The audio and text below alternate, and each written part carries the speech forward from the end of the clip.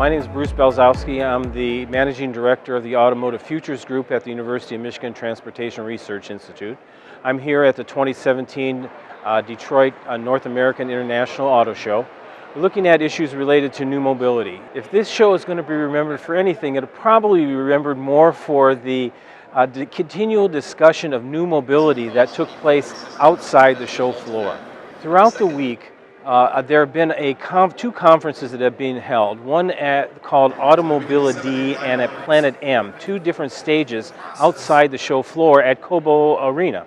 And so they were looking at all the continuing discussion of new mobility throughout the week, and it's a kind of a drumbeat of new mobility that we keep hearing about, something that really isn't discussed on the inside on the show floor. In some ways, the positioning of the new mobility discussions outside the show floor represented how far outside the industry new mobility is.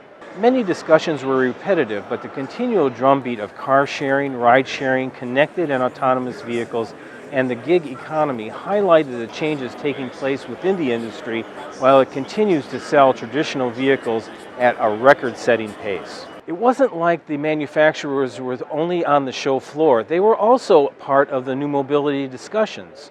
GM was describing its Maven car sharing and ride sharing program. Carlos Ghosn from Nissan was telling about the future of the automotive industry from his perspective. And Chairman Bill Ford sat down with over 1,000 reporters to talk about new mobility and the challenges that the world faces in terms of mobility. This new mobility topic will be our focus for our upcoming conference on February 15th at the University of Michigan. We'll bring in experts to talk about mobility as a service, the emerging mega market. Mobility as a service represents a paradigm shift in personal transportation. It enables the user to access, integrate, and pay for a diverse range of transportation modes and services, both public and private, through a common information and payment platform. Just like your phone packages include text and data and calls, your mobility package could include rail, bus, automated car share, bike share, and ferry routes. Our half-day conference will focus on mobility as a service. We'll look at some of the tough issues related to this. What are the business models related to mobility as a service? What are the technologies that are going to enable it? And we'll be looking at, along with a number of experts, focusing on where the industry is going and how fast it's going to emerge. We'll also be looking at the policy implications, but also the money that is potentially going to be made from this multi-trillion-dollar business. For this conference, we plan on zeroing in on some of the tough questions. For example, what's the market opportunity for mobility as a service? How does it impact mobility suppliers and consumers? What seem to be the barriers to its actual implementation? How is federal, state, and local government supporting its development? Who will drive this evolution, private sector or public sector or both?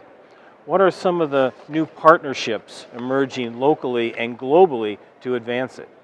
And what is the role of automation and connectivity in this broader landscape? And finally, how can new insurance and liability policy models contribute to its success? One of the experts on mobility as a service who spoke at the Planet M display at the auto show was Carla Balo. Carla is the Assistant Vice President of Mobility Research and Business Development at the Ohio State University. She spoke with us about the issues related to mobility as a service. Mobility as a service fits in very well with the Smart City Challenge in Columbus. When we talk about providing mobility options, that really means taking all of the options that are available in the city, be it the bus service, be it an Uber service, be it a car-to-go, bike sharing, even going by your feet.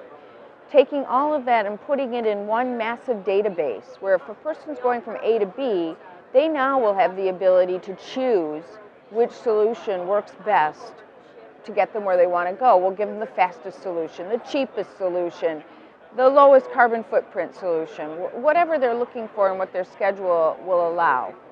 And mobility as a service then enables people who don't want to own a car, who can't own a car, to give them with solutions that are economical and sustainable to get them to and from their jobs or healthcare appointments or to lead any aspect of their life.